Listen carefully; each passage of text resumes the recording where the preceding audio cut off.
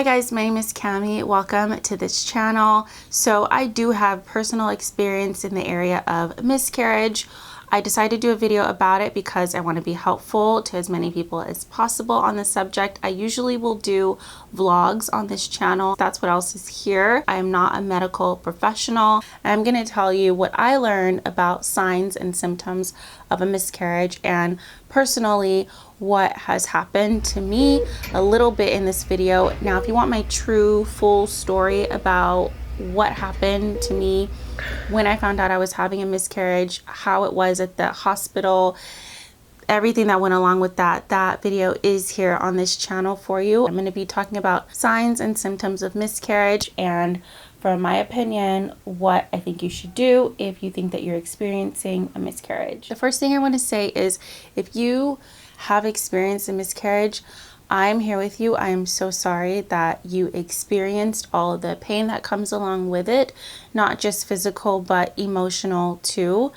And you're not alone. There have been so many women who have experienced miscarriage. So most miscarriages occur before 13 weeks of pregnancy. So a lot of these signs and symptoms will happen before 13 weeks. Miscarriage is loss of baby before 20 weeks, and miscarriage is called many things. It's called early pregnancy loss or missed miscarriages, where people didn't even know that they were pregnant and they had a miscarriage and they thought it was just a heavy cycle. There's the incomplete miscarriage, there's the complete miscarriage, there's even the threatened miscarriage where there were signs of it, the recurrent miscarriage, spontaneous abortion, or miscarriage. Those are just a few of the words and phrases that you'll hear around miscarriage.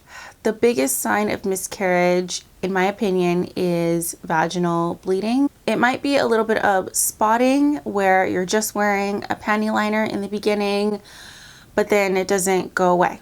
It gets heavier and heavier as the day goes on. Definitely stay alarmed. You might even notice like a white pinkish mucus, even dark brown colored. That range is really important. Be sure to take note of it. And depending on, how your body is or what your specific situation is, there's going to be vaginal bleeding, because after all, everything will be coming out, whether it's medically assisted or it passes naturally. There will be vaginal bleeding. So you might even be passing tissue or blood clots from the vagina.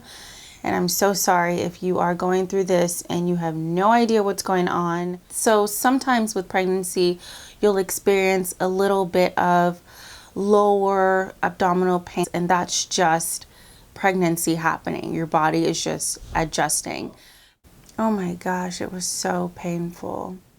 I could barely inhale. If you're feeling extreme pain, I mean, it feels like possibly the worst pain of your life, like cycle cramps, that is a sign of miscarriage. You might notice that you feel cramps before you even know that you're bleeding because you haven't been to the restroom yet. If you're having a combination of stomach or abdominal pain and bleeding, those are two huge signs together that you're having early pregnancy loss. So you can also experience a gush of clear fluid, looks like water, coming from the vagina. It could be spotty, it could be leaky, where it's just like, every hour you notice like a little squirt, to describe it as best I can, or you might notice a gush of clear water. Your amniotic fluid could be coming out of your body. Maybe your sac has burst, and that is also a sign of miscarriage if it's before 13 weeks. Now, if you know what contractions are, true contractions where you feel, for me, it was just like hurricane, like around the middle of my body, pain swirling from like here, right below my boobs, down. It was just like pain like this. Those, and going all the way down into my very lower back. My back hurt like crazy. If you are experiencing true contractions coming from the top, going all the way down, they're either going to go vertically, horizontally. Mine were going in like spiraling hurricane motions, those are true contractions. Go to the ER immediately. I wouldn't even say call your doctor until you are in a vehicle on the way to the ER, because your doctor is going to tell you go to the ER. You can call your doctor when you get there and you're filling out paperwork in the lobby. Okay, and I'm not laughing to take anything lightly here. I'm just a regular person. That's just my regular person out here advice. So please pay attention to any of those signs. And there's more, like if you just experience a complete decrease in pregnancy symptoms, your pregnancy tests don't say pregnant anymore, they say negative, you're losing weight. I think I said that already.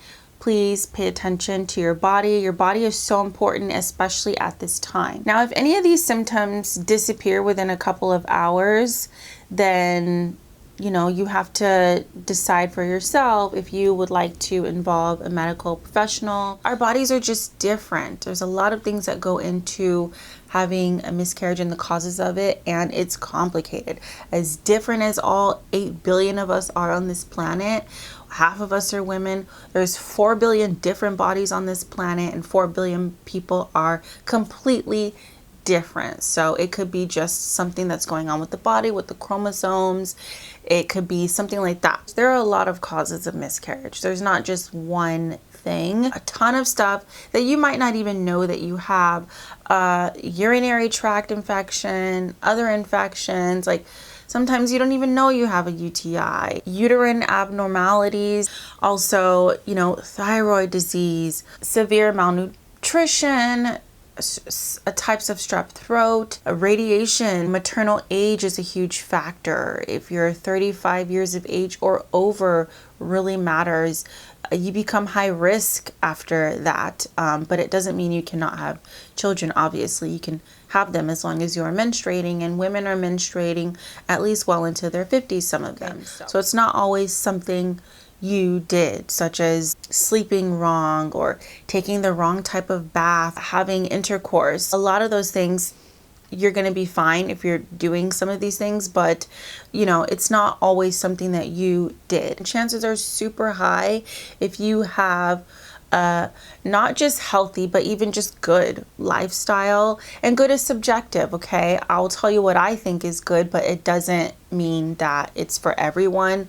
It's just opinion, it's subjective. If you are abstaining from alcohol, if you are abstaining from smoking and having way too much caffeine, things like that, then you probably have an okay lifestyle, and you probably had nothing to do with the miscarriage, okay? Pay attention to how your stomach feels, especially your stomach, your torso area, your back. Also, there is the case of ectopic pregnancy. This is not the time to feel shy about going to the hospital. If you don't have an OB, do not be afraid to go to the nearest medical center. That could be the hospital, that could be a doctor's office, that could be a clinic.